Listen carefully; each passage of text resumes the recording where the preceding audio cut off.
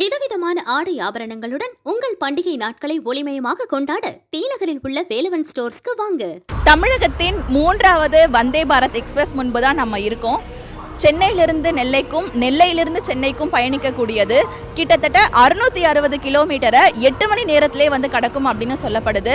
சாதாரண வழித்தடத்தில் போகும்போது கிட்டத்தட்ட 11 மணி நேரம் ஆகுமா, இதில் போகும்போது வெறும் 8 மணி நேரம் ஆகும் அப்படின்னு சொல்லப்படுது. எந்தெந்த வழித்தடங்கள் வழியாக போகுது, கட்டண விவரம் என்ன, உள்ள என்னென்ன வசதிகள் இருக்குது அப்படின்றத பார்க்கலாம்.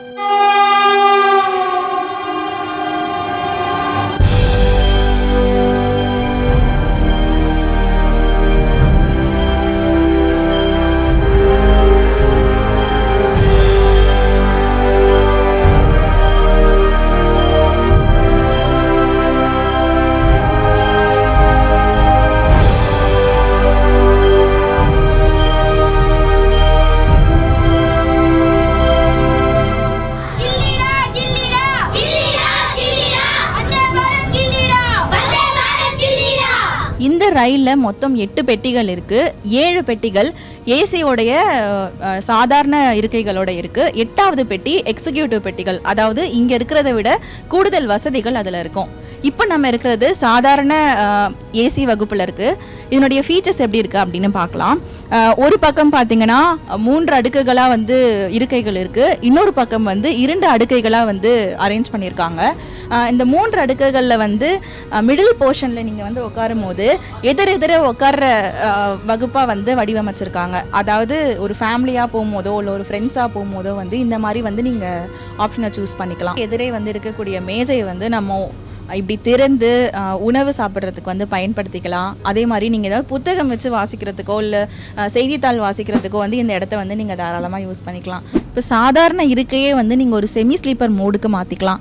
அதுக்கு உங்கள் பக்கத்தில் இருக்க ஒரு பட்டனை ப்ரெஸ் பண்ணும்போது சாய்ச்சிங்கன்னா இந்த இருக்கையும் உங்களோட சேர்ந்து சாயும். ஸோ நீங்கள் காலையில் பயணம் பண்ணும்போது உங்களுக்கு டயர்டாக இருந்துச்சுன்னா இந்த செமி ஸ்லீப்பர் மோடை நீங்கள் ஆன் பண்ணிக்கலாம். இந்த இருக்கைக்கு கீழேயே பார்த்தீங்கன்னா உங்களுக்கு யூஎஸ்பி போட்டுக்கிறதுக்கான வசதியும் சார்ஜரை போட்டுக்கிறதுக்கான வசதியும் இருக்கும். இது இன்கேஸ் நீங்கள் பயணத்தின் போது வேலை செஞ்சுட்டே நீங்கள் பயணம் பண்ணுறீங்க அப்படின்னும் போது ஒரு லேப்டாப்போ இல்லை ஒரு ஃபோனோ நீங்கள் கொண்டு வரும்போது கண்டிப்பாக இந்த வசதி யூஸ்ஃபுல்லாக இருக்கும். பார்வையற்றோர் இந்த ரயிலில் ஏறுறாங்க, அவங்களுடைய சீட் நம்பர் எப்படி கண்டுபிடிக்கிறது அப்படின்னா ஒரு குழப்பம் இருக்கும் இல்லையா, அவங்களுக்கு வசதியாகவும் இந்த இருக்கைக்கு மேலேயே இந்த மாதிரி பார்வையற்றோர் கை வைத்து கண்டுபிடிக்கக்கூடிய வசதிகள் இதில் பொருத்தியிருக்காங்க. 3 இருக்கைகள் இருக்கிற இடத்துல விண்டோ மிடில் அசைல் அப்படின்னு இருக்குது. 2 இருக்கை இருக்கிற இடத்துல அசைல் மற்றும் விண்டோ இருக்குது. நீங்கள் எதிரெதிரே இருக்கக்கூடிய இருக்கைகள் புக் பண்ண முடியல அப்படின்னா இந்த மாதிரி கேப் இருக்கிற இடத்துல நீங்கள் புக் பண்ணிக்கலாம். இதுலேயும் சாயக்கூடிய வசதிகள் இருக்குது. இப்படி எடுத்து பயன்படுத்தும் போது உங்களுக்கு டேபிள் வசதியும் இருக்குது. இந்த மாதிரி நெட்டடாக வச்சுருக்காங்கல்ல, இந்த இடத்துல உங்களுடைய பொருட்கள் இல்லை ஸ்நாக்ஸ் இல்லை புக் ஏதாவது வைக்கிறீங்கன்னா நீங்கள் யூஸ் பண்ணிக்கலாம். ஃபுட் ரெஸ்டரும் இந்த இடத்துல வச்சுருக்காங்க.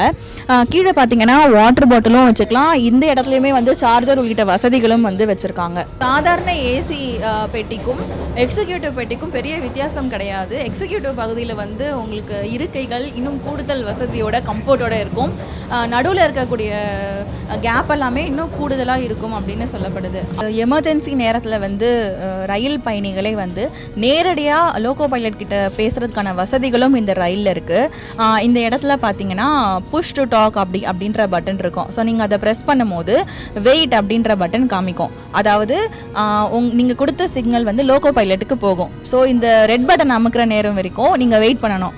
க்ரீன் சிக்னல் காமிக்கும் போது லோகோ பைலட்க்கு அந்த சிக்னல் ரீச் ஆயிருக்கும். அந்த நேரத்தில் நீங்கள் இங்கே இருந்தே இந்த மைக் மூலமாக லோகோ பைலட் கிட்ட பேசலாம். ஏதாவது ஒரு எமர்ஜென்சி நேரத்தில் இந்த சிஸ்டமை நீங்கள் தாராளமாக யூஸ் பண்ணலாம். இன்னொரு காலகட்டத்தில் உங்களுக்கு எமர்ஜென்சி டைமில் இங்கே இருக்கிற ஹேமரை நீங்கள் பயன்படுத்தலாம். அதாவது இந்த கிளாஸ் உடைக்கக்கூடிய தன்மையில் தான் இருக்குது. எமர்ஜென்சி நேரத்தில் இந்த கிளாஸை உடைச்சி இந்த ஹேமர் எடுத்து நீங்கள் விண்டோவை பிரேக் பண்ணிக்கலாம் அப்படின்னு இந்த இடத்துல இன்ஸ்ட்ரக்ஷன் கொடுத்துருக்காங்க. உங்களுடைய இருக்கைகளுக்கு மேலேயே உங்கள் பைகளை வைத்துக்கொள்கிற வசதி இருக்கு.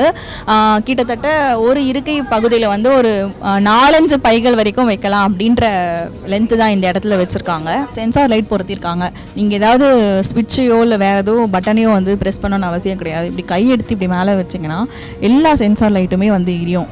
இன்கேஸ் இது நீங்கள் ஆஃப் பண்ணணும் அப்படின்னு நினச்சா திருப்பி அது மேலே நீங்கள் சும்மா கை வச்சாலே போதும், எல்லா லைட்டுமே ஆஃப் ஆயிரும்.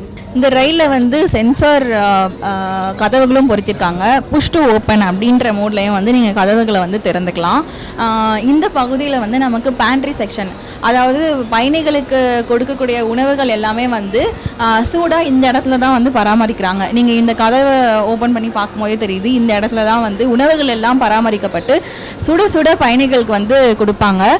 இங்கே பார்த்தீங்கன்னா டெம்பரேச்சரை மென்ஷன் பண்ணியிருக்காங்க. அதாவது 60 டிகிரி செல்சியஸில் வந்து இந்த உணவுகளை வந்து வைத்து பயணிகளுக்கு வழங்கப்படும். ஹாட் வாட்டர் பாய்லர், இன்கேஸ் பயணிகள் வந்து சுடு தண்ணி கேட்டாலோ இல்லை இங்கே உணவு வழங்கக்கூடியவங்களுக்கு வந்து அந்த தண்ணி தேவைப்பட்டாலோ இந்த இடத்துல வந்து அவங்க எடுத்துப்பாங்க. அந்த வசதியும் வந்து இந்த இடத்துல இருக்குது. சேம் இந்த பகுதியிலையுமே வந்து இந்த உணவுகள் எல்லாம் ஒரே இடத்துல வச்சு பயன்படுத்திப்பாங்க. இந்த ஹாட் கேஸ்க்கு கீழே பார்த்தீங்கன்னா பாட்டில் கூலர் அப்படின்ற பகுதியும் வச்சுருக்காங்க. அதாவது நீங்கள் வந்து குளிரூட்டப்பட்ட நீரோ இல்லை ஜூஸோ ஏதாவது பகிரணும் அப்படின்னா இந்த இடத்துல வச்சு வந்து பதப்படுத்துவாங்க. இங்கே வந்து சென்சார் கதவுகள் வச்சுருக்காங்க. பயணிகள் ஏறும் போதே வந்து இந்த கதவுகள் தானாக திறக்கப்படும் அப்படின்னு வந்து சொல்லப்படுது. இதுக்குள்ளே பார்த்தீங்கன்னா சாதாரணமாக இந்த ரயில்களில் வந்து 2 பக்கமும் வந்து ஓப்பனிங் இருக்கா மாதிரி அந்த சைடு ஒரு ஓப்பனிங், உங்களுடைய ரைட் சைடில் பார்த்தீங்கன்னா இன்னொரு ஓப்பனிங் வச்சுருப்பாங்க. ஆனால் இந்த இடத்துல வந்து சும்மா வேடிக்கை பார்க்குறதுக்காக மட்டும்தான். அதாவது நம்ம வந்து இந்த கதவு பக்கத்தில் சாயவோ கூடாது, தூரத்தில் இருந்து வந்து ரெஸ்ட்டு வேடிக்கை பார்த்துக்கலாம் தவிர அவ்வளோதான். பக்கத்தில் பார்த்தீங்கன்னா இங்கேயும் வந்து ஒரு எமர்ஜென்சி டோர் வேணும்னா திறந்துக்கலாம் அப்படின்றதுக்காக தான் இதை பொருத்தியிருக்காங்க. அது பக்கத்துலேயே வந்து உங்களுக்கு ஃபஸ்ட் எய்ட் கிட், ஏதாவது பயணிக்கு வந்து ஏதாவது அடிபட்டுச்சு இல்லை தேவையான முதலுதவி கொடுக்கணும் அப்படின்னா அதுக்கான கிட்டும் இந்த இடத்துல பொருத்தியிருக்காங்க. பயணிகள் யாரெல்லாம் ஏறுறா, உள்ளே என்ன நடக்குது அப்படின்றத கண்காணிக்க இங்கே 360 டிகிரி கேமராவும் ஒவ்வொரு கோச்லேயும் வந்து பொருத்தியிருக்காங்க. நீங்கள் நுழையும் போதே பார்க்கலாம், இந்த இடத்துலையும் ஒரு கேமரா இருக்குது. த்ரூ அவுட் ரயில்லையுமே வந்து எல்லா இடத்துலையும் கேமரா பொருத்தியிருக்காங்க. இந்த ரயிலில் ஒவ்வொரு கோச்சுகளுக்கும் இடையே வந்து கழிவறைகள் வச்சுருக்குறாங்க. ஒன்று வந்து இந்தியன் ஸ்டைல், இன்னொன்று வந்து வெஸ்டர்ன் ஸ்டைல். முதல்ல இந்தியன் ஸ்டைல் எப்படி இருக்குது அப்படின்னு பார்க்கலாம். நீங்கள் கதவை திறக்கிறதுக்கு ஒரு ஹேண்டில் மாதிரி வச்சுருக்காங்க. உள்ளே போகும்போது நார்மலாக இருக்கக்கூடிய ரயிலில் இருக்கக்கூடிய இந்தியன் டாய்லெட் வசதி தான். அதே மாதிரி ஒரு சிங்க்கும் வந்து பொருத்தியிருக்காங்க. கண்ணாடி இருக்குது. ஹேங்கர் துணி நீங்கள் கை வச்சு இது பண்ணுன்றதுக்காகவும் இருக்குது. சோப் டிஸ்பென்சரும் வந்து இந்த இடத்துல பொருத்தியிருக்காங்க. உள்ளே இருந்து குறிப்பாக யாரும் ஸ்மோக் பண்ணக்கூடாது அப்படின்ற பகுதியையும் இந்த இடத்துல வந்து மென்ஷன் பண்ணியிருக்காங்க. வெஸ்டர்ன் ஸ்டைல் கழிவறையும் வந்து கிட்டத்தட்ட இந்தியன் ஸ்டைலில் எப்படி பார்த்தீங்கன்னா அதே மாதிரி தான் இங்கேயும் வச்சுருக்காங்க. ஒரு சிங்க்கு, கைப்பிடிக்க ஒரு டவலு நீங்கள் எதாவது வச்சுக்கலாம். அதே மாதிரி வந்து சோப்பு எடுத்துக்கக்கூடிய வசதிகளும் இந்த இடத்துல பொருத்தியிருக்காங்க. இல்லை மாற்றுத்திறனாளிகள் பயன்படுத்தக்கூடிய அளவில் கூட கழிவறைகளை வந்து வடிவமைச்சிருக்காங்க. அதே நேரம் தாய்மார்கள் குழந்தையோட வருபவர்கள் எல்லாரும் கழிவறைக்கு அழைத்து செல்லும் போது அங்கே ஒரு மேசை மாதிரி அமைத்து அதில் குழந்தைகளை அமர வைத்து அதுக்கப்புறமா அவங்க மற்ற வேலைகளை பார்க்கக்கூடிய வசதிகளும் இந்த ரயிலில் ஏற்படுத்தி வச்சுருக்காங்க. ஒவ்வொரு ரயில் பெட்டியிலையும் இருக்கிற இந்த டிஸ்பிளேல வந்து நம்ம எந்த இடத்துல பயணிக்கிறோம், அடுத்த ஸ்டாப் என்ன அப்படிங்கிறத வந்து இந்த டிஸ்பிளே நம்மளை பார்க்கலாம். தமிழ், ஆங்கிலம், அதுக்கப்புறம் ஹிந்திலையும் வந்து இந்த டிஸ்பிளே வந்து இருக்குது. அதாவது திருநெல்வேலியில் ஸ்டார்ட் ஆகுது, சென்னை எழும்பூரில் வந்து முடியும் அப்படின்னு வந்து போட்டிருக்கு. செவ்வாய் தவிர மற்ற 6 நாட்களும் இந்த வந்தே பாரத் ரயில் இயக்கப்படுது. எந்தெந்த ரயில் நிலையங்களில் நிற்கும் அப்படின்னா திருநெல்வேலியில் ஆரம்பித்து விருதுநகர், மதுரை, திண்டுக்கல், திருச்சி, விழுப்புரம், தாம்பரம், அங்கேருந்து தொடர்ந்து எக்மோரில் வந்து இந்த ரயில் நிற்குது. திருநெல்வேலியிலிருந்து காலையில் 6 மணிக்கு புறப்பட்டு எழும்பூர் ரயில் நிலையத்தை மதியம் 1:50 வந்து அடையும். அதே மாதிரி சென்னை எழும்பூர்லேருந்து மதியம் 2:50 புறப்பட்டு இரவு 10:40 வந்து திருநெல்வேலி அடையும் அப்படின்னு சொல்லப்படுது. சாதாரண ஏசி வகுப்பில் பயணம் செய்ய 1665 ரூபாய் ஆகுது. அதே மாதிரி சிறப்பு பெட்டியில் வந்து பயணம் செய்கிறதுக்கு 3055 ரூபாய் செலவாகுது. இதில் வந்து ஜிஎஸ்டி, உணவு எல்லாமே சேர்த்து தான் இருக்குது.